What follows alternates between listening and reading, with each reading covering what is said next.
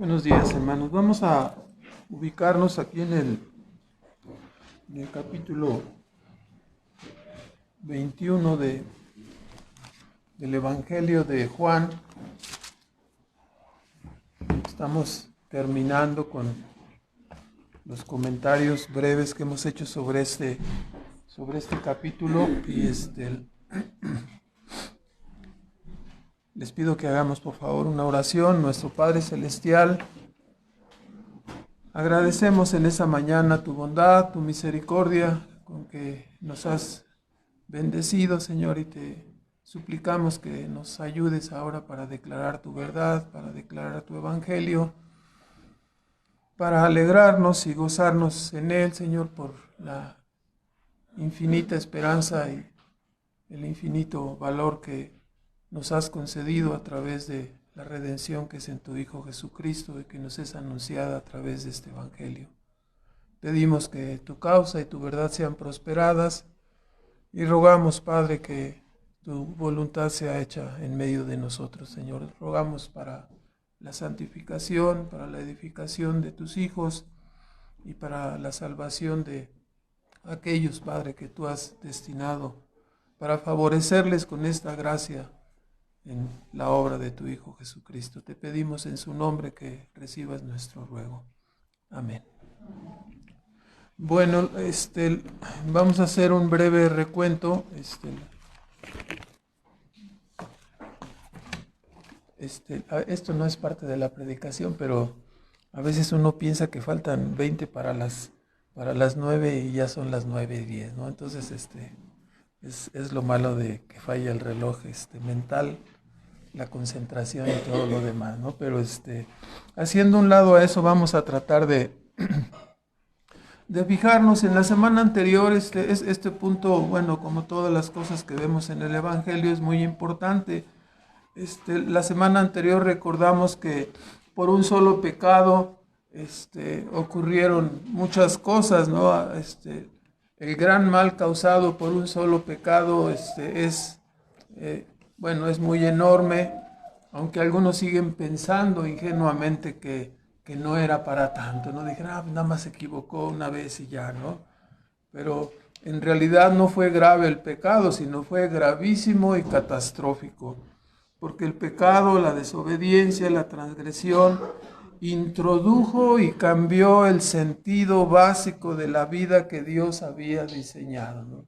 Cuando estamos hablando de un pecado, estamos hablando de que ese pecado trastornó el proyecto divino, el proyecto básico de la vida que Dios había diseñado para los hombres, introduciendo el caos e introduciendo con ello lo que conocemos los problemas fundamentales del hombre, ¿no?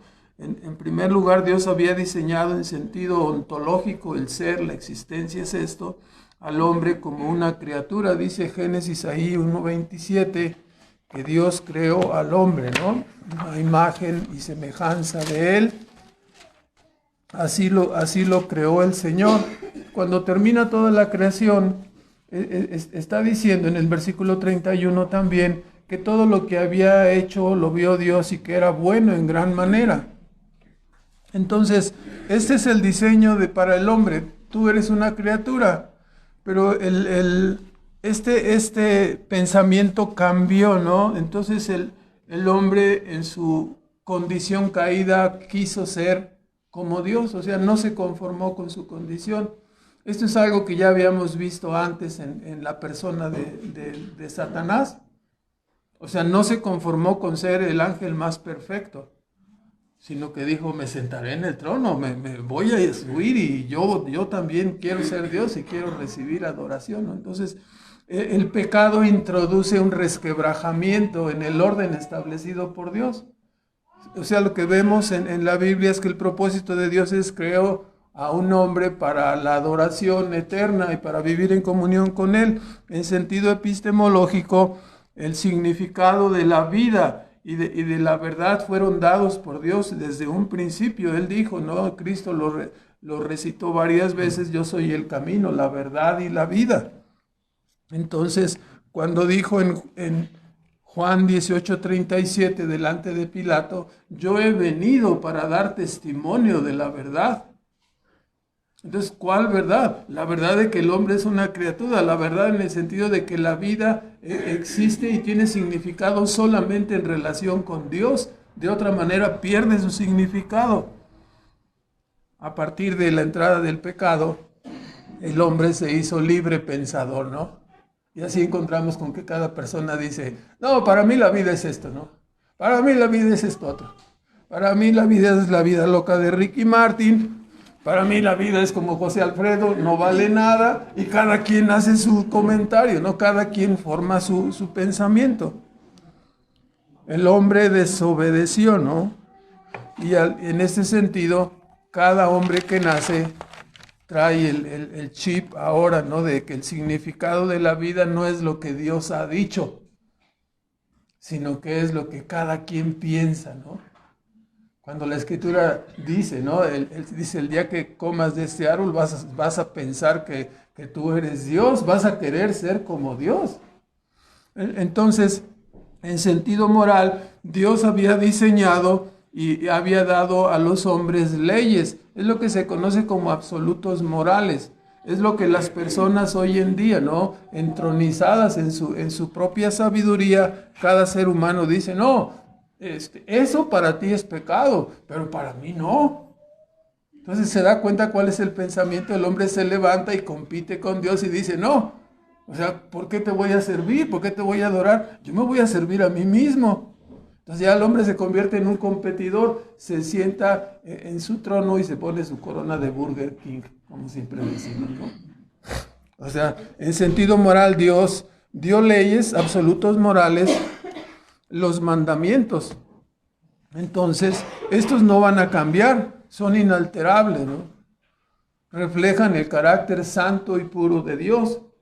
Entonces no van a cambiar nunca. Las personas que están pensando, ay no, qué bueno que en el cielo ya no va a haber ley, no, están totalmente equivocados en su pensamiento, en su mente, ¿no? Si el proyecto de la redención es volver a reescribir en tu mente y en tu alma la santa ley de Dios para que obedezcas, ¿cómo se te ocurre pensar que, no, en el cielo vamos a tener libertades? O sea, tienes una mentalidad antinomiana, ¿no? Antiley, contra Dios, antidios. Ese es lo que ocurre con el pecado, ¿no?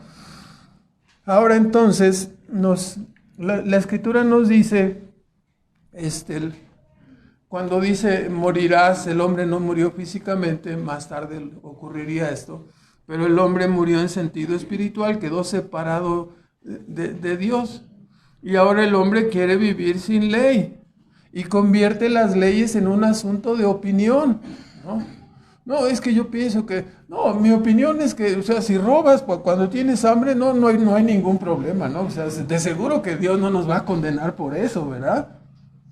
De seguro que si yo transgredo y codicio, no creo que Dios sea tan exagerado. O sea, no te das cuenta lo que significa, ¿no? Un solo pecado trastorna todo el proyecto divino, porque introduce el desquiciamiento en la mente de los hombres de tal manera que ni en el sentido de su existencia, ni en el sentido del significado de la vida, ni en el sentido moral están de acuerdo con Dios.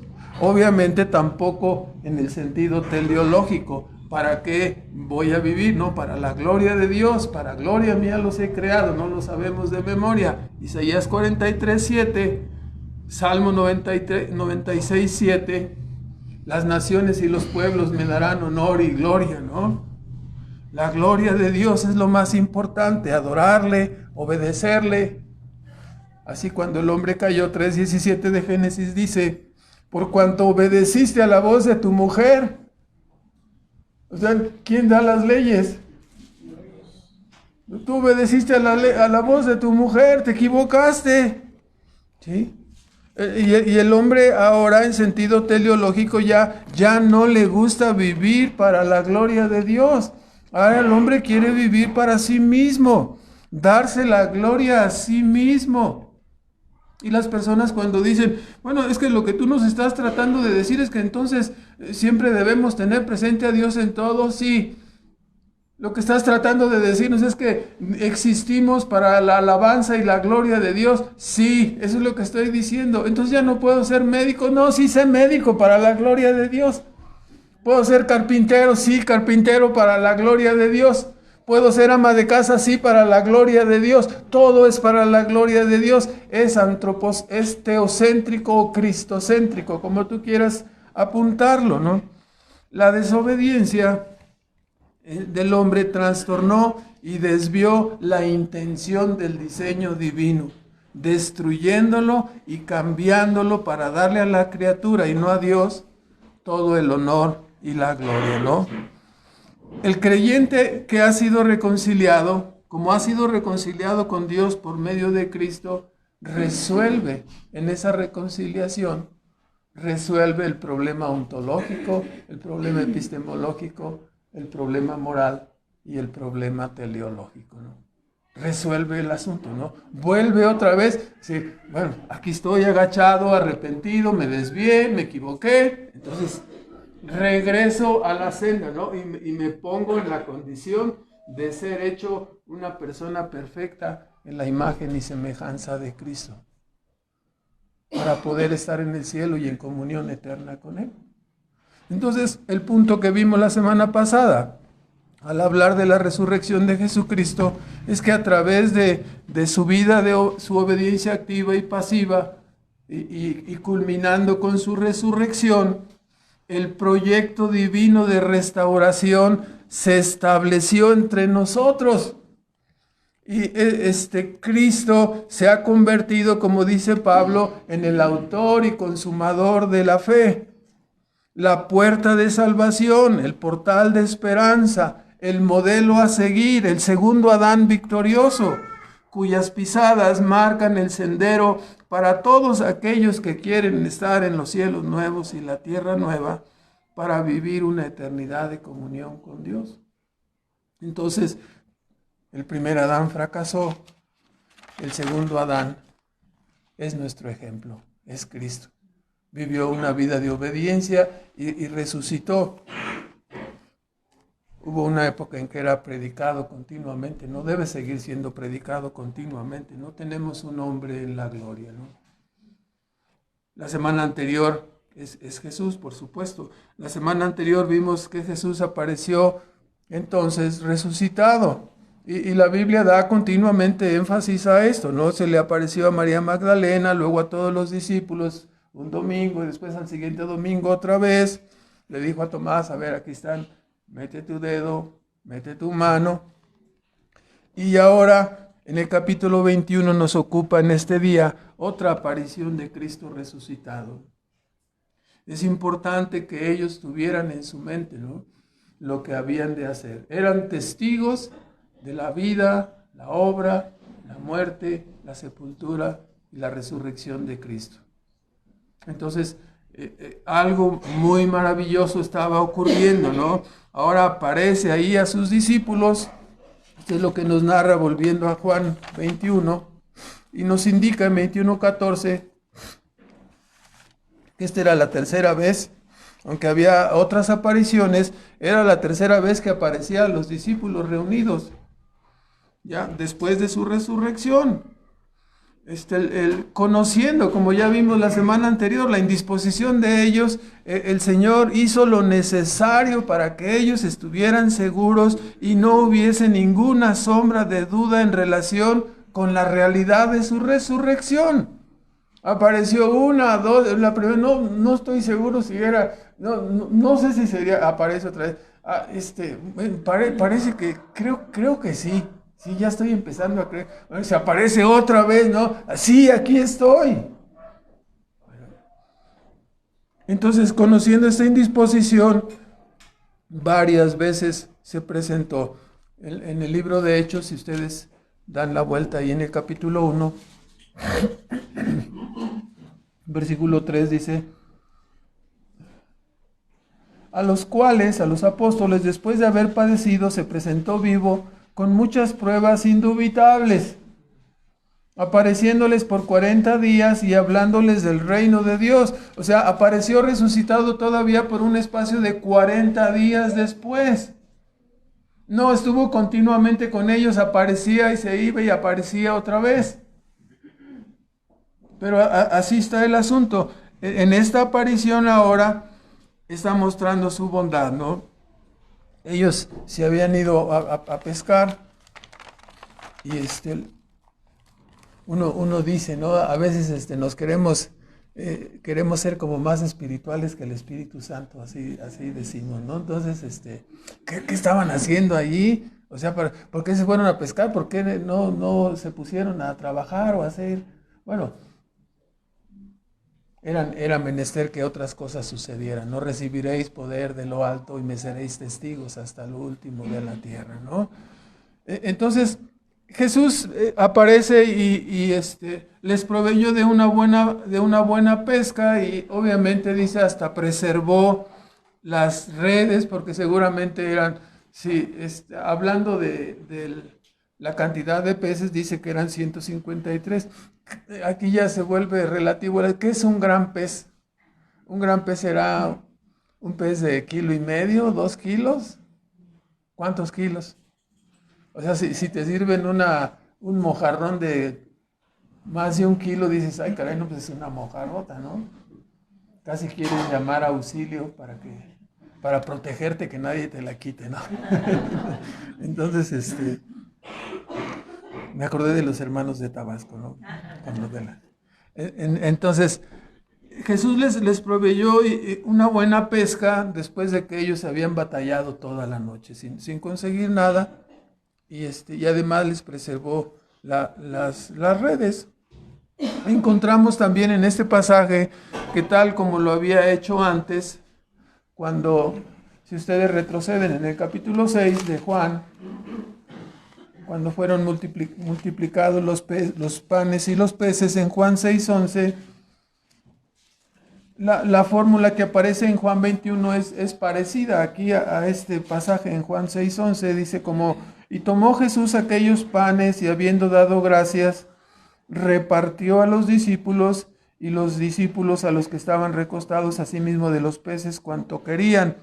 En el versículo 23, y que otras navecillas habían arribado de Tiberias junto al lugar donde habían comido el pan, después de haber el Señor dado gracias, ¿no? Esta fórmula que aparece aquí tanto en el versículo 11 como en el versículo 23 está implícita aquí en 21:3, cuando dice en 21:12, venid y comed, y después dice el 13, viene pues Jesús y toma el pan y les da, y asimismo el pez, ¿no? Está implícito la idea que dio gracias y después de esto repartió, ¿no? Tal como había hecho en la ocasión anterior.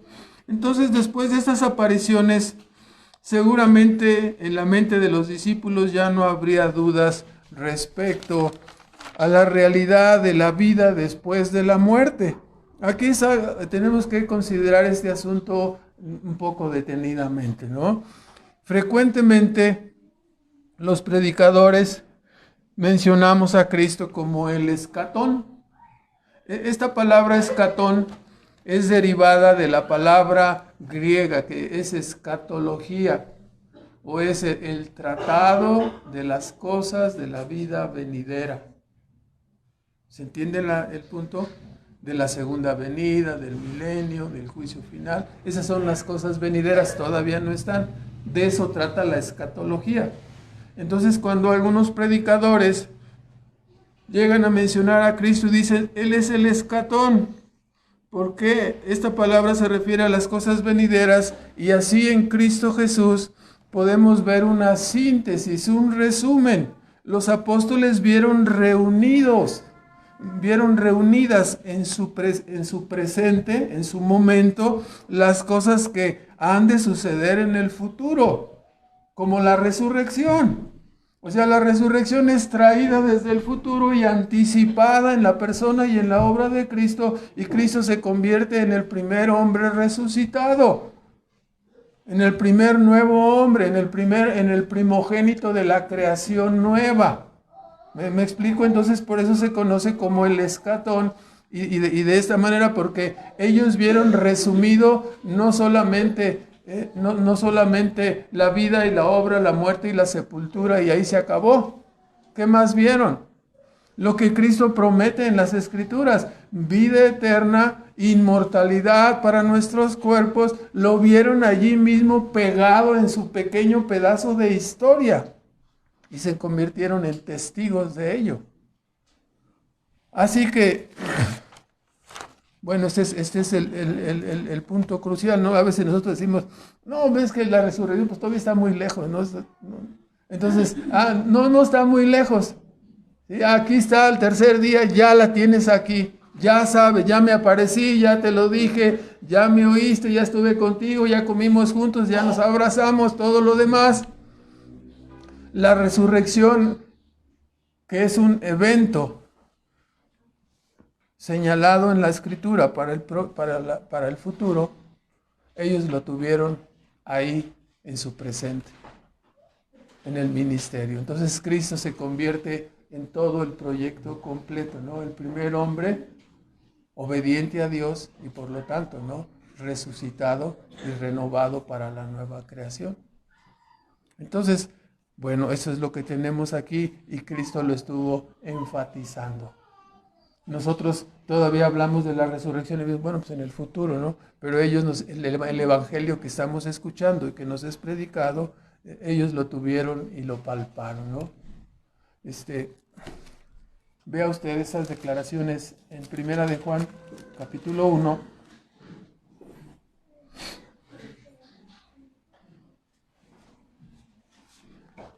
Lo maravilloso, ¿no? El resumen de la historia humana es puesto en la persona y en la obra de este segundo Adán. Dice el apóstol Juan, ¿no? En sus palabras, dice lo que era desde el principio, primera de Epístola Universal de San Juan, capítulo 1, versículo 1, lo que era desde el principio, lo que hemos oído, lo que hemos visto con nuestros ojos, lo que hemos mirado, lo que palparon nuestras manos tocante al verbo de vida. ¿Sí? Porque la vida fue manifestada y la vimos, ¿no? Y testificamos y os anunciamos aquella vida eterna, la cual estaba con el Padre y nos ha aparecido. Lo que hemos visto y oído, esto os anunciamos, para que también vosotros tengáis comunión con nosotros, y nuestra comunión verdaderamente es con el Padre y con su Hijo Jesucristo. El resumen de toda la historia de la humanidad está puesto en la vida de Jesús, ¿no? Aquí tenemos la vida de un justo, la muerte, la sepultura y la resurrección, anticipada desde el futuro para traerla aquí a la historia humana, ¿no? Para que tú y yo podamos tener una fe sólida, una fe confiada en la persona y en la obra de Cristo. No es un cuento de hadas cuando las personas dicen, no, es que es como una leyenda. Bueno, ya ves que en cosas de religión cada quien opina lo que se le antoja. No, es un asunto histórico, es un asunto real que nos enfrenta. O sea, cuando decimos, no, para mí la vida significa esto, dame tus pruebas, dame tu historia, con un pedacito de 40, 50 años me quieres enseñar lo que es la vida. No, aquí está el eterno, la vida, el autor de la vida, viniendo y dando testimonios. Esta es la verdad, lo que hemos enseñado desde siempre, desde el Antiguo Testamento, ¿no? Yo soy Dios, esta es la vida, este es el sentido y el propósito de la vida. Si estás fuera de este camino, serás dejado, serás apartado. Y viene Cristo y remacha la verdad, confirma esta verdad y nos trae el anticipo de la resurrección para que quede registrado aquí para nosotros. Para cuando las personas, ¿no? Hay un comentarista famoso, se apellida Kierkegaard. Él decía, no, los cristianos dan como un salto al vacío, ¿no? La fe cristiana, no es ningún salto al vacío. Es algo que está fundamentado en la historia humana. Lo que Cristo vino a hacer es la obra completa de redención aquí en medio de nosotros. Su resurrección es el sello de esta obra completa. Entonces, vemos un gran énfasis de la Escritura. En 1 Corintios 15. Es una apología acerca del tema de la resurrección. ¿Cómo es que dicen algunos que no hay resurrección de los muertos? Si Cristo no resucitó, entonces vana es nuestra esperanza, vana es nuestra fe. Somos los más dignos de conmiseración, somos una basura. Porque estamos esperando en algo falso, estamos esperando en algo que no existe. Sería mejor creer en la leyenda de la Llorona o en quién sabe qué otra leyenda que creer en Cristo, ¿no? Pero ¿qué decimos nosotros? No, espérame tantito, mira. Aquí está el testimonio de estas personas que nos están diciendo la verdad. El testimonio de la persona y la obra de Cristo. Dice 15:1, ¿no? Además os declaro, hermanos, 1 Corintios 15:1, el evangelio que os he predicado, las buenas nuevas que os he dado, el cual también recibís, en el cual también perseveráis, en el cual ustedes y nosotros perseveramos, por el cual asimismo sabemos que si retenemos la palabra que nos ha sido predicada, sois salvos. Si no creíste en vano, hay que perseverar hasta el final, porque primeramente os he enseñado lo que asimismo recibí, que Cristo fue muerto por nuestros pecados, y siempre, ¿no? Conforme a las Escrituras, conforme a las Escrituras. La Escritura dice, la Biblia dice. Cuando nos empiezan a decir así, decimos, ya basta, ya no me cites tanto. La Biblia es la verdad, es el registro de la verdad, el registro del propósito para el cual el hombre está aquí. Entonces, continuamente nos es remachado, conforme a las Escrituras. Las Escrituras son inalterables, es la palabra de Dios, es la verdad de Dios, jamás falla, jamás puede ser volteada, torcida. Siempre cumplirá aquello para lo cual Dios la ha enviado. Entonces, que Cristo fue muerto por nuestros pecados conforme a las Escrituras. Pedro en su primer sermón dijo, bueno, la Escritura nos dice que habría uno ahí en Isaías 53 que moriría por los pecados, ¿no? Pero no entendíamos muy bien. Y luego después que el Salmo 16 nos dice que volvería a la vida, pero ¿cómo? ¿De quién habla? ¿Del rey David? No, él era Cristo. Era Cristo, ¿no? El escatón. Era juntando toda la historia y poniéndola toda junta, para que nosotros podamos ver el panorama completo, la gráfica completa, la realidad completa de lo que ahora tenemos, ¿sí? Como la invitación del Evangelio para vida eterna, ¿no? Entonces, aquí el punto dice, y fue sepultado, versículo 4, y resucitó al tercer día. Otra vez que dice, conforme a las Escrituras, y que apareció a Cefas, y después a los 12, después apareció a más de 500 hermanos juntos. Y esta añadidura ha sido siempre señalada, enfatizada, de los cuales muchos viven y otros son muertos. Y esta idea, ¿no? Por si no me crees en la resurrección, ahí está, ve a verlos y pregúntale si es cierto o no. Ahí están todavía. Es el argumento que está diciendo Pablo, ¿no? Y después apareció a Jacobo, después a todos los apóstoles, y al postrero de todos como un abortivo me apareció a mí, que soy el más pequeño de los apóstoles, que no soy digno de ser llamado apóstol. Entonces, versículo 17, la apología está aquí, ¿no? Si nosotros decimos, dice el apóstol Pablo, si nosotros, los griegos decían cuando Pablo predicó, ¿no?, sobre la vida venidera y sobre la resurrección, que dijeron, está loco, ¿no? Sí. ¿Y por qué no, si les preguntas, aquí está lo que dijeron, ¿no? Que sí resucitó, que sí estuvo con ellos, que apareció, que comió con ellos, que caminó con ellos. Es el testimonio de la verdad, el testimonio de la vida. No estamos locos, ¿sí? Estamos diciendo palabras de cordura, ¿no? Estamos diciendo palabras de verdad.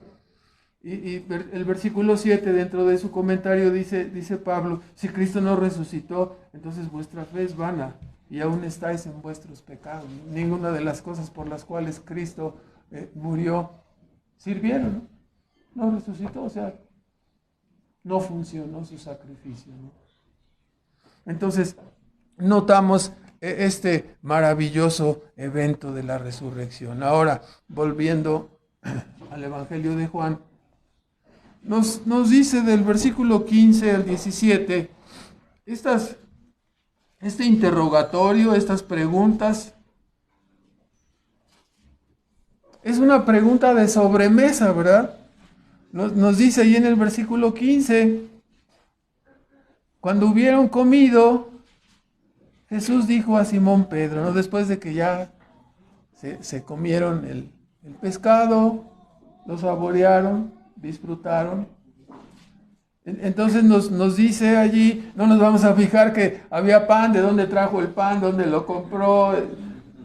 No nos vamos ya a meter en problemas ahí, ¿verdad? Pero estaba la parrilla puesta, dónde compró el carbón, con qué lo prendió, no había olote, ejote, o cómo se llama la cosa esta con lo que... Ocote, bueno, ese quise decir. Entonces, bueno, estaba prendido ya ve cómo algunos batallamos. Luego les digo un secreto para que no batallen. Pero eso no es parte ahora. Y entonces ya estaba lista ahí la mesa. Y después, en la sobremesa, después de que ya hubieron comido, Jesús se dirige a Simón Pedro. Esta es más bien una entrevista terapéutica más que otra cosa, ¿verdad? Una lección para Pedro. Usted recordará, ¿no? Que Pedro había dicho, no, aunque todos te nieguen, yo no te voy a negar, yo soy aquel, ¿verdad? O sea, cobardes, pero yo, no, hombre, yo no te voy a negar, ¿verdad? Y resulta que encontramos el registro de sus negaciones. La portera le dijo, oye, tú no, como que tú eres discípulo de aquel hombre. No, yo no, yo no. Y luego se encuentra ahí en medio de la fogata, hacía frío, y entonces, ¿no eres tú de los discípulos? No, para nada. Y finalmente le vuelven a preguntar, ¿no? Este sí era un pariente de Malco, ¿no? El que le mochó la oreja y luego la reparó. Entonces, ¿no estabas tú con Jesús ahí en el huerto? O sea, como que yo te vi, que tú fuiste el que tiraste el espadazo. No, me confundes, ¿no? Me confundes. O sea, el Señor le advirtió que iba a ocurrir estas cosas, pero no escuchó. Esto es muy interesante, ¿por qué? Porque muchas cosas nos son dichas, muchas cosas nos son expresadas a través de la Biblia, a través de la instrucción, de la enseñanza, y nosotros las recibimos y las escuchamos, pero en realidad no las creemos. Que tengas cuidado con esto, que tengas cuidado con aquello, que fíjate por aquí. Ajá, sí. Los chavos de ahora dicen, ya me dieron el avión, ¿no? Ya, o sea que ya me dio el avión, que ni siquiera. Sí, hijo, ten cuidado. Sí, mamá, sí. Ya, mamá. Sí. Ya ve cómo son algunos hijos en Holanda, ¿no? Sí. Creo que los de aquí son muy parecidos, ¿no? Pero así el punto. Entonces Pedro no escuchó. ¿En qué estaba confiando? O sea, hermanos, fíjese bien, porque el asunto dice, no, es que no puedo confiar en sí mismo. No, mira, no puedo. Levanta la mano. No puedo. No, o sea, no, espérenme tantito, ¿no? Es la fe en Cristo. Fe en su soberanía, en su poder, en su palabra, en su verdad. Confiando exactamente en Él, en lo que Él dice. Si la palabra de Dios te dice, ten cuidado. Si tu padre que tiene 30 o 40 años y tú tienes apenas 10 o 12 y tu papá te dice o tu mamá te dice, cuidado, serías un necio verdaderamente si no haces caso de las advertencias. ¿Tú crees que tu papá nació ayer? ¿Tú crees que tu papá y tu mamá tienen 3 o 4 años o 10 o 12 y son inexpertos, tontos e inútiles como algunos de nosotros lo fuimos de niños?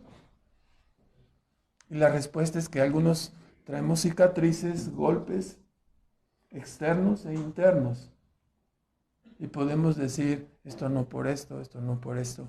Pero especialmente ahora podemos decir, esto no, porque lo que a Dios le agrada es esto. ¿Verdad? Entonces, pero a Pedro le dijeron, ¿tu vida darás por mí? Ah, no, yo doy mi vida por ti, ¿verdad? Y a la mera hora le ganó el miedo, ¿no? Estas tres negativas se corresponden precisamente con la entrevista que Cristo Jesús tiene con Pedro aquí cuando aparece resucitado en este capítulo. Y son un llamado del Señor para pone el dedo en la llaga, ¿no? ¿Me amas? ¿Me amas? ¿No me vas a negar otra vez? Ay, ya me estás empujando, o sea, ya me estás lastimando. Entonces, debemos recordar, ¿no?, que en el griego se usan, para poder entender, debemos recordar que esta entrevista, para enseñar, para ayudar a Pedro, debemos recordar que en el griego se utilizan tres palabras para hablar de amar. La palabra ágape, para hablar del amor más elevado, más profundo, un amor como el que es descrito en 1 Corintios 13, un amor de sacrificio, como el amor de Cristo, un amor integral que abarca la mente, las emociones y la voluntad.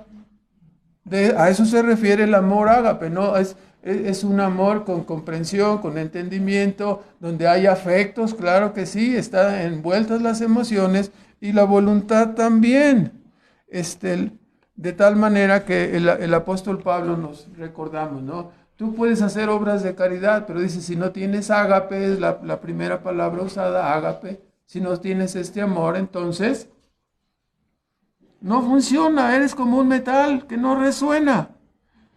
Toda obra sin el amor verdadero, por eso cuando decimos, Señor, ayúdame a hacer las cosas de corazón, porque esto es lo que cuenta, no nada más al aventón, no nada más por cumplir, no nada más para no quedar mal, no, que esté involucrado verdaderamente la mente, las emociones y la voluntad. Es un amor inteligente, un amor de sacrificio, ¿no?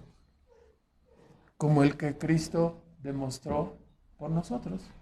Así, un amor de sacrificio.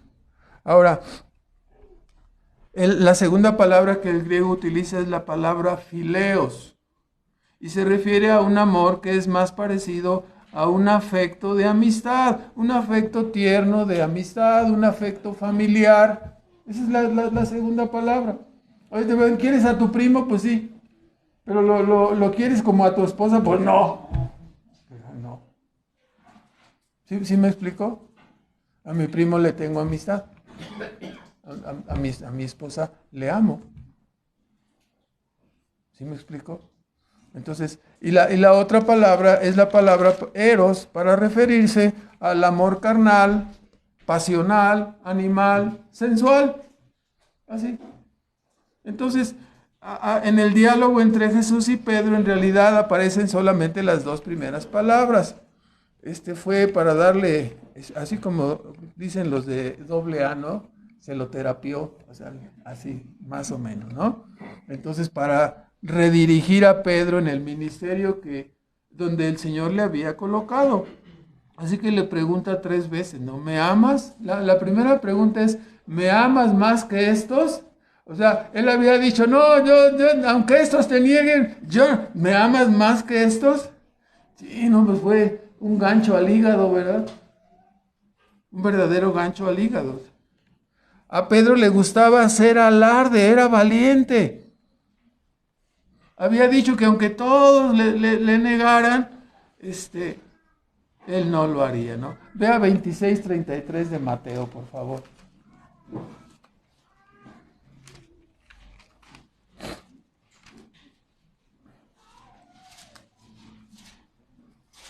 Vean 33. Y respondiendo Pedro le dijo, aunque todos sean escandalizados en ti, yo nunca seré escandalizado. El punto aquí es que Pedro se sentía, como dice por ahí alguna canción del mundo, ¿no? Pedro se sentía superior a cualquiera, ¿no? Entonces se sentía que era menos que los demás. ¿Cómo veía a los demás? Cobardes, no, quítense. O sea, así el típico bravucón, no, no, yo soy, ¿verdad? Sí, si eres tú, di que yo camine encima del mar. Y ahí va, arrojado y valiente, ¿no? En ese sentido. Es mejor salir que quedarse en el barco, ¿no? Esto ya lo hemos platicado en otras ocasiones. Pero, bueno, entonces, la respuesta de Jesús, ¿me amas? Y la pregunta de Pedro es, de Jesús es, ¿me amas? Y Pedro, más que estos, y contesta Pedro, ¿no? En la primera ocasión, ya estoy perdido aquí, ya no veo sin mis lentes y aquí está. ¿Me amas más que estos? Versículo 15. Sí, Señor, tú sabes que te amo. La palabra usada aquí es fileos, no es, la primera es me amas, con la palabra es agapai, agapais en el griego, ¿no? O sea, me amas con un amor íntegro, profundo, con un amor de sacrificio, con un amor que está dispuesto a dar todo por mí. Y la respuesta de Pedro es fileos, te tengo amistad. Así sería, ¿no? La segunda pregunta, en el versículo 16, Simón, hijo de Jonás, otra vez me amas, usando la palabra agapai. Y la respuesta de Pedro fue la misma. Te tengo fileos, ¿no? Te tengo afecto de amistad. La tercera pregunta es para hundir a Pedro.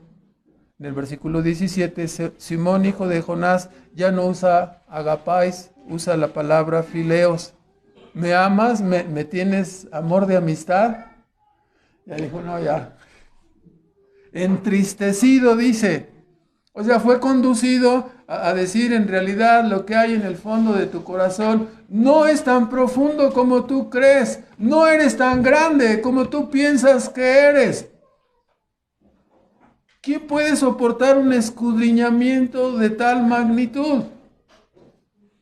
Salen las cosas, ¿no? Dios saca a la luz realmente lo que hay dentro de nuestras almas.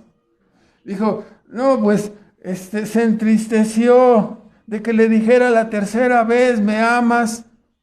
Dice, tú sabes todas las cosas. Tú sabes, otra vez la palabra fileo, ¿no? Que te amo con amor de amistad. Era la palabra fileo contra fileo. O sea, ¿qué es lo que le estaba diciendo Cristo? Ni siquiera me amas con ese amor que piensas que me amas. Por eso se entristeció. Lo arrastró hasta el fondo, ¿verdad? Dijo, no, pues en realidad ya no lo sé, ¿verdad? Ya no sé si te amo o no te amo, ¿no? Lo llevó a la tristeza porque le obligó a recordar que le había negado 3 veces.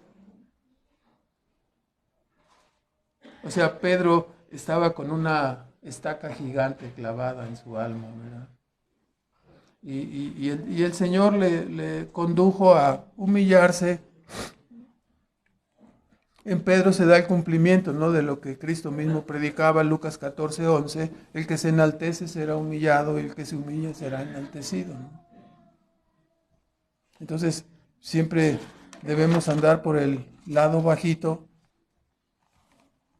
y en los 3 casos la respuesta fue, apacienta a mis ovejas, ¿no? Demuéstralo, dales de comer a mis ovejas. El ministerio debe ser así. No puede haber un ministro, o sea, que sea soberbio, que sea, ¿cómo va a enseñar a los discípulos a ser humilde si él es soberbio? Entonces, este es el punto, ¿no? Si nosotros en nuestras actitudes podemos mostrarnos, aunque digamos que somos muy humildes, ¿no? Pero podemos tratar de humillar a las demás personas pensando que no sabes tú, ¿no? Entonces tú no sabes.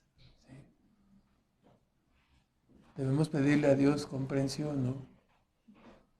Es factible que algunos de nosotros tengamos madurez, avance, crecimiento espiritual, pero que todavía estemos débiles en la parte de la soberbia, ¿no? Que no nos pueden decir ni ojos negros porque, ¡uy! Se pone como loco aquella persona, ¿no? ¿Cómo te atreves a decirme ojos negros? ¿Cómo? Con unas miradas así de cuchillo, ¿no? Entonces, ahora, apacentar quiere decir pues alimentar, cuidarlas, guiarlas. Siempre el Señor mira a su iglesia de esta manera, ¿no? Ovejas, corderos, jovencitos, ¿no? Tiernos. Entonces, pues que Dios nos ayude a tener aquí la lección, ¿no? A no enaltecernos, a no engrandecernos. El resto del capítulo, el Señor anuncia que Pedro sería igualmente crucificado como su maestro, ¿no? La tradición dice que murió de esta manera y que al morir esto es solamente ya algo que se ha añadido, que Pedro pidió ser crucificado con la cabeza hacia abajo porque se sintió indigno de morir como su Señor, ¿no? Entonces, esto no tenemos manera de comprobarlo. La tradición solamente nos indica, o sea, obviamente Pedro murió primero y al final moriría Juan el apóstol, ¿no? Él estaba hablando ya de esa muerte.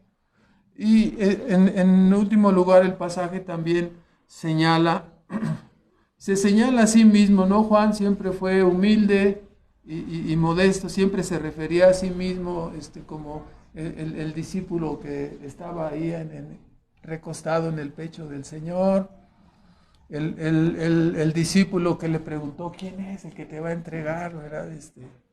Y no aparece su nombre en todo el Evangelio. La primera vez que leímos este Evangelio, estábamos ya, pues, ¿quién lo escribió? Hasta el final nos dice, ¿verdad? Este es el que escribe, este es el que da testimonio. El apóstol Juan, ¿no? El discípulo amado. Entonces, en versículo 20, así dice, 21-20, volviéndose Pedro ve a aquel discípulo al cual amaba Jesús, que seguía o que le seguía, el que también se había recostado a su pecho en la cena y le había dicho, Señor, ¿quién eres el que te ha de entregar? Y luego en el versículo 24, este es aquel discípulo que da testimonio de estas cosas, escribió estas cosas y sabemos que su testimonio es verdadero, ¿no? El apóstol Juan se refiere, ¿no? El mismo, si usted puede ver ahí Juan 13, 23 al 25, cuando Pedro le dijo, pregúntale quién es el que va a entregar. Y es Juan, ¿no? El que le pregunta ahí a Cristo. Bueno, le damos gracias a Dios por la vida del apóstol Juan, ¿no? Un gran evangelista, un gran apóstol, un profeta de Dios, ¿no? Del cual hemos recibido mucha instrucción y mucho beneficio, tanto en su evangelio, como en su carta, como en la revelación del Apocalipsis, ¿no? Ahora vamos a hacer algunos comentarios finales, por favor. En primer lugar, podemos admirar a través de la suficiente, infalible e inmutable palabra de Dios la infinita sabiduría y carácter santo de Dios. Tenía razón y tiene razón siempre. Dios nunca se equivoca. Todo lo que Él nos indica en la Escritura es verdadero, es sabio, es correcto. Nunca falla Dios. Por lo tanto, cuando tenemos aquí en la Biblia, ¿no?, nuestra regla de fe y práctica, por supuesto, el Nuevo Testamento, ¿no? Algunas personas se escandalizan como les he platicado, el otro día nos preguntaba una persona que decía, bueno, entonces el Antiguo Testamento ya lo tiramos y lo tenemos por basura. No, jamás hemos dicho eso, ¿no? Es la palabra de Dios. Pero no es nuestra norma de fe y práctica, ¿verdad? ¿Cuál es nuestra norma de fe y práctica? ¿Somos israelitas para regirnos por el Antiguo Testamento? ¿Somos una sociedad sacralista? No. Entonces, ¿cuál es nuestra norma de fe y práctica? El Nuevo Testamento. El mismo Dios de la gracia que está en el Nuevo Testamento está en el Antiguo Testamento, pero la norma de fe y práctica no es el Antiguo Testamento. Al rato vamos a tener aquí celebrando sacrificios y va a oler aquí a carnicería y todo lo demás, ¿no? No es así. Ya Cristo hizo un solo sacrificio, ¿no? Ahora, entonces, si vemos la infalibilidad, la suficiencia, la inmutable sabiduría, ¿no?, de la palabra de Dios, entonces, hermanos, desoír los consejos y desechar las advertencias de la palabra solamente nos conducirá a la ruina y al desastre de nuestras vidas. Cuando la Biblia dice, venid a mí los que estén cansados y trabajados, ¿no?, de no poder luchar con sus pecados, de no tener un sentido correcto para la vida, Cristo dice, vengan los pecadores, vengan los pobres de espíritu, los que lloran por su condición, los que lloran por no poder encontrar el hilo de la madeja de la vida, vengan, yo los voy a hacer descansar, ¿no? Entonces, no, me quieres meter una religión, o sea, no es el cristianismo no es una religión, ¿verdad? El cristianismo es la vida nueva que es en Cristo Jesús. No se es cristiano. Si alguien viniera aquí y nos dijera, yo quiero hacerme cristiano y aquí estoy listo, ¿qué necesito hacer? No, pues bautícese y aquí acepte a Cristo, le dirían en una iglesia antropocéntrica, ¿no? Acepte a Cristo y ahorita mismo lo metemos al chapuzón y ya es salvo, ¿no? ¿Es correcto? No. La iglesia de Dios está formada por piedras vivas, por personas renovadas, regeneradas, que por la obra de Dios hemos sido pasados de muerte a vida espiritual. Entonces, nosotros no vemos en la palabra de Dios ninguna clase de este evangelio. Entonces, desoír los consejos y desechar las advertencias de la Biblia solo nos traerá ruina. Dios le dijo a Adán y Eva, pueden comer de todo árbol del fruto, no coman de esto. Yo espero que después de esto que hemos escuchado, ninguno piense que la desobediencia de Adán y Eva fue solamente algo muy pequeño. Ay, no, hombre, se hubiera dado 1, 2, 3, ¿cuánto? Pues unas 5 veces, ¿no? Una chancecita para 5 veces. No. No estamos comprendiendo correctamente la maldad del pecado. Nuestro mundo está en las condiciones en que está por un solo pecado. Un solo pecado trajo la ruina. Entonces, debemos de pensar en los mismos términos de la Escritura. Cada uno de los presentes lleva en su cuerpo y en su alma las marcas y las cicatrices de la desobediencia y del pecado. Cada uno puede testificar de la insatisfacción y la vaciedad de la vida alejada de Dios. ¿A dónde corrías? A ningún lado. Sí, ¿qué querías?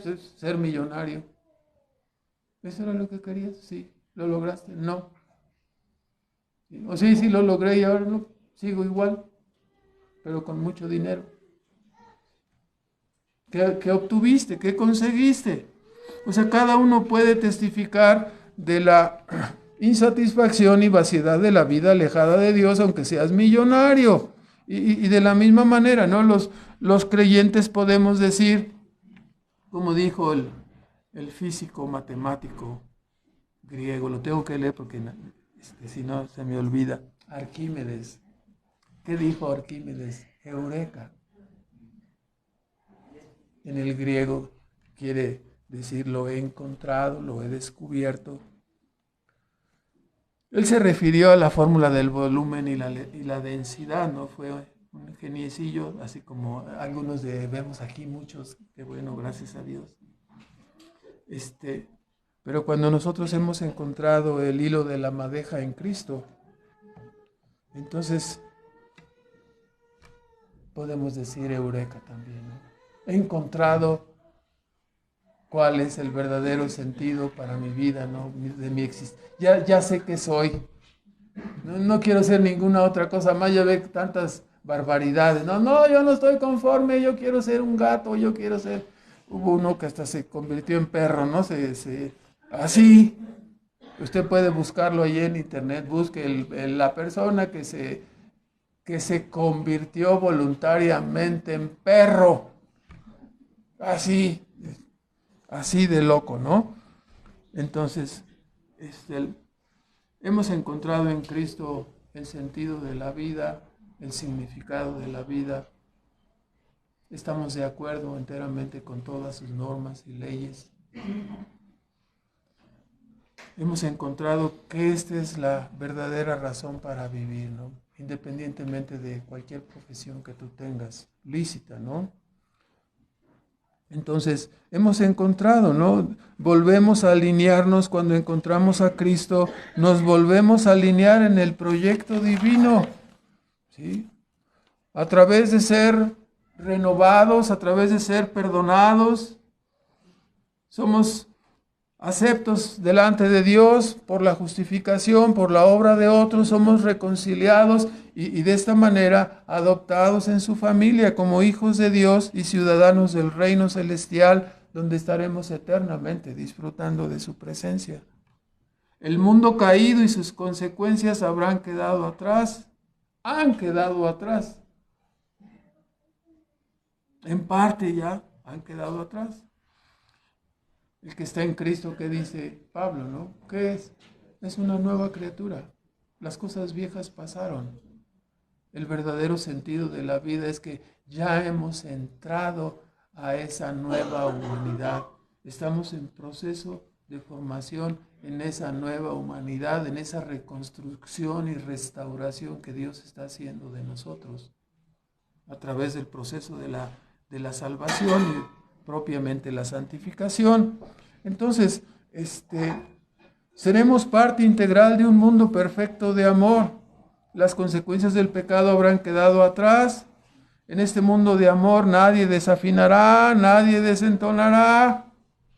El proyecto fallido por la entrada del virus del pecado a través del primer Adán ha quedado atrás, ¿no? Ahora podemos verlo como algo pasado. Todavía nos afecta en parte, pero estamos siendo restaurados y renovados en Cristo. Lo que nos hace felices en esta vida es esto que estamos hablando, ¿no? Ya estamos en ese proceso de renovación y reconstrucción a la imagen de Cristo. En segundo lugar, evidentemente el cristianismo sostiene lo que los hombres consideran un punto de vista pesimista acerca del hombre. ¿Por qué pesimista? Porque el hombre es depravado, separado de Dios, está perdido. El hombre no va a cambiar solo, no se va a mejorar. Pudiera ser modernizado, pudiera ser educado y tecnológicamente dotado. Ya cada quien va a tener su robot, ¿sí? Ahí su inteligencia artificial para que le esté sirviendo el té, haciendo la comida y con la receta que ya le dio y todo lo que usted quiera, ¿no? Pero el mal de su alma solo puede ser corregido a través de venir a Cristo y someterse a Dios, ¿no? Da lo mismo ser perdido en la ignorancia que ser perdido teniendo 20 robots de inteligencia artificial, ¿no? El conocimiento y el avance tecnológico sin Dios solo servirán para que el hombre se enorgullezca, se envanezca, como ha ocurrido ahora, ¿no? Y ahora ya, y la inteligencia artificial piensa esto, y la inteligencia artificial dice que esto, y la inteligencia artificial, ¿qué me importa a mí lo que dice la inteligencia artificial? Es la escritura lo que me interesa, la verdad de Dios, la verdad de la vida, la verdad que Cristo vino a corroborar aquí con su vida presente aquí en la historia humana. Esta es la verdad. lo que la inteligencia artificial diga me tiene completamente sin cuidado. Sus conceptos no sirven, no valen. En sentido espiritual no nos ayuda, ¿no? Si lo vas a utilizar como licuadora, que prenda a la hora que tú quieras, que prenda con el pensamiento, que haga lo que quiera, ¿sí? Pero la inteligencia espiritual no te puede dar vida eterna, ni puede perdonar tus pecados, ni puede resolver el problema, ni el ontológico, ni el moral, ni el teleológico, ni el epistemológico, no lo puede resolver. ¿Es un brote de qué? Es un brote de donde el hombre dice, ya casi no puedo necesitar de nadie, ¿no? Si notas que ya soy grande, ¿así vas a vivir sin Dios? ¿Crees que puedes hacer eso? El que está en los cielos se reirá, ¿no? Se reirá, dice la Escritura. Entonces, así el asunto. Cuando, de tal manera, ¿no? Estamos hablando del asunto de hacerle pensar que el conocimiento y avance tecnológico sin Dios solo servirá para que el hombre se enorgullezca y hacerle pensar que puede construir otra torre de Babel y llegar al cielo sin Dios, de tal manera que cuando consideras la batalla final y observamos después del reino milenial en Apocalipsis 20, 7 al 10, el diablo es suelto y hace su último esfuerzo, ¿no?, para oponerse a Dios. Encontrará eco entre los rebeldes. Encontrará eco entre los rebeldes, ¿no? Pero Dios le aplastará para la eternidad. Entonces, ¿cuándo va a cambiar el hombre? El hombre no va a cambiar. La única manera de cambiar es escapar y buscar el refugio en Cristo, ¿no? El arca de salvación en Cristo. Hay que ir a esa arca. Hay que enderezar nuestra vida, ¿no?, viniendo a Cristo. En tercer lugar, debemos orar para que el entendimiento de esta verdad de la resurrección, cuando los discípulos comenzaron a predicar, pues eran medio tímidos, timoratos, iba a decir. La realidad y la comprensión de la resurrección cambió su timidez en un renovado valor para predicar la realidad de la vida venidera. ¿Comprendes realmente a lo que nos llama Cristo en su Evangelio? A una vida nueva, a un mundo nuevo, a un mundo en eterna comunión con Él. Por fin podremos cumplir el propósito del diseño para el cual fuimos hechos, ¿no? Fuimos creados. Ahora lo cumplimos en parte. Yo te pregunto, ¿te hace feliz cuando cumples ese proyecto en parte? Todos los creyentes verdaderos decimos, la razón de ser de mi vida es la adoración a Dios. Es el servicio a Dios. Oye, entonces no comes o qué? No, sí, bastante bien, ¿verdad? Se nos nota a algunos, ¿no?, que comemos bastante bien. 2 o 3 tortas son, ya. Sí, comemos bastante bien, ¿no?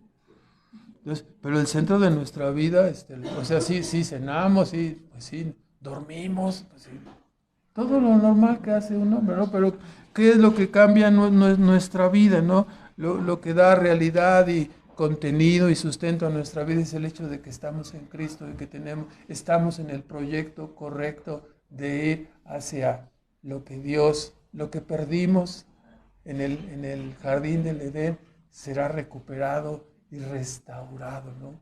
Y estaremos perfectamente con Dios por toda la eternidad, ¿sí? Ya no pensaremos mal, ya no sentiremos mal, todo eso habrá terminado, nunca más volveremos a saber de eso interiormente, externamente, todo eso habrá pasado. Es algo que nos asombra en ese sentido, ¿no?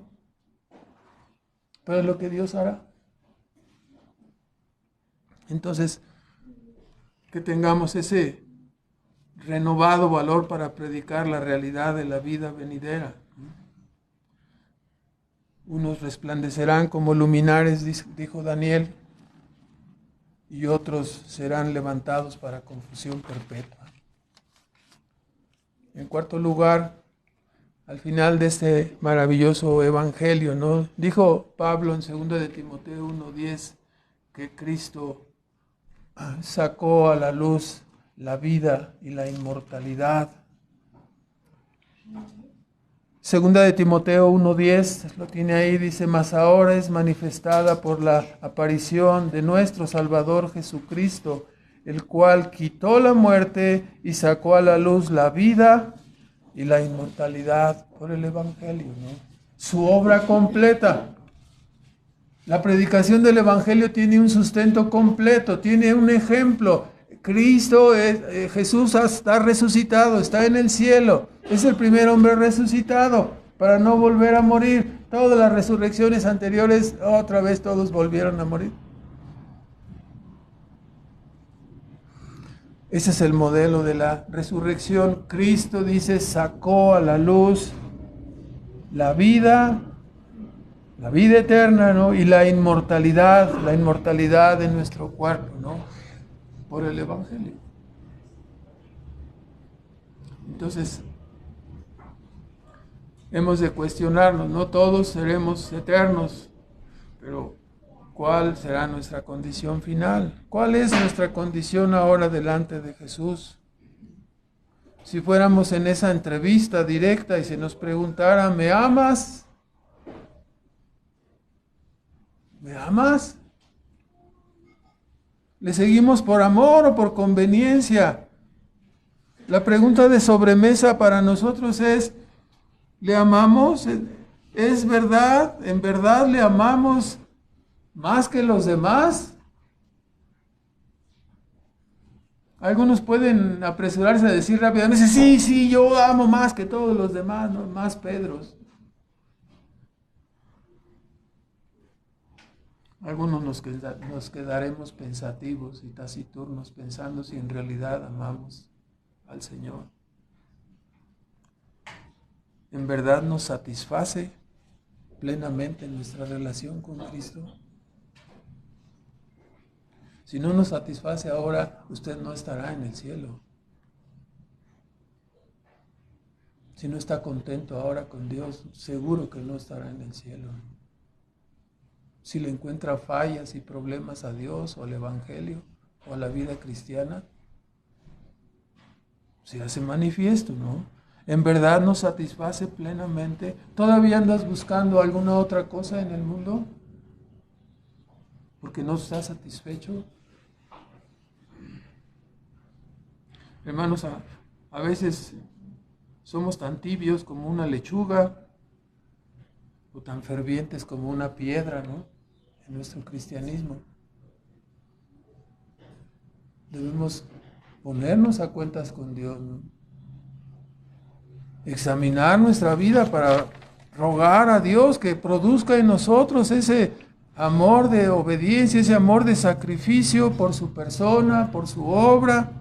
Que tengamos pasión por la vida cristiana, pasión por la obediencia, pasión por predicar el Evangelio a otros, ¿no?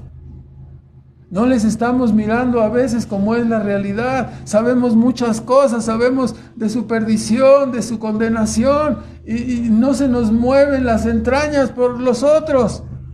No hacemos nada, a veces ni siquiera por los que están cerca de nosotros, sean nuestros hijos o sean otros parientes, ¿no? ¿En realidad creemos el Evangelio?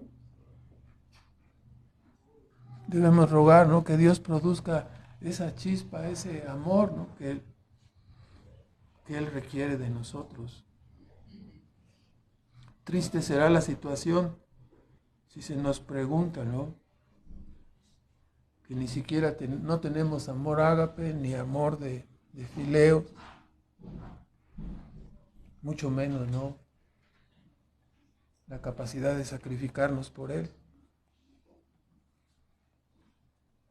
Estaba escribiendo el sermón cuando vino a mi mente el canto, ¿no? Que ya conocemos, 427.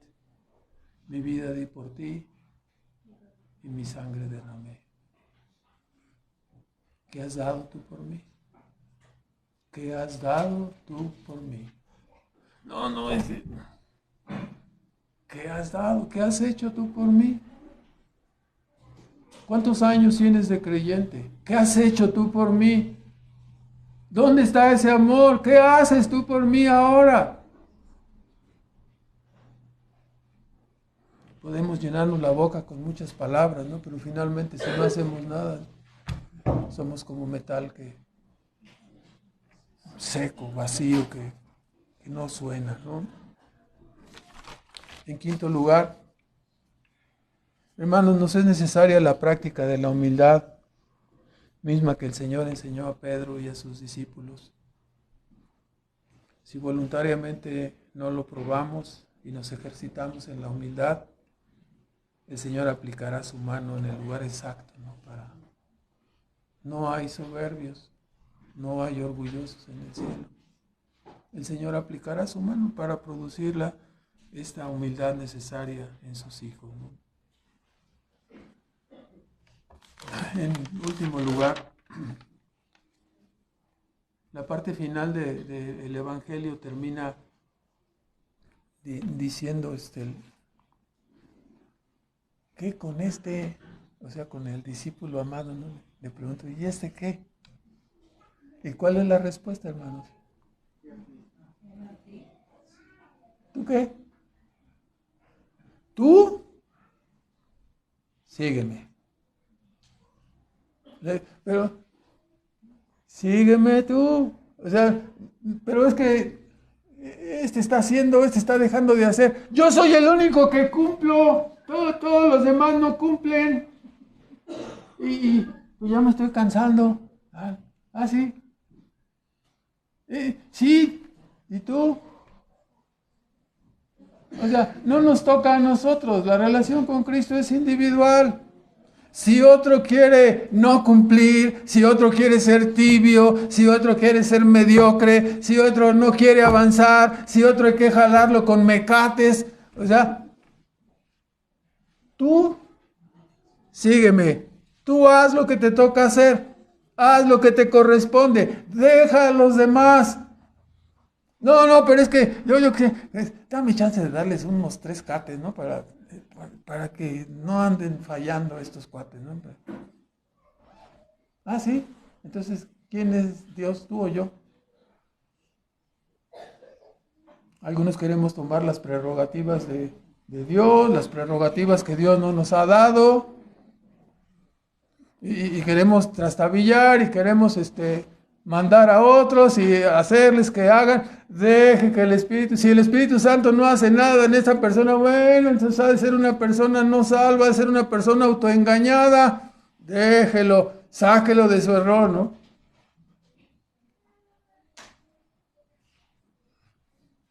Pero esta parte está buena, ¿no?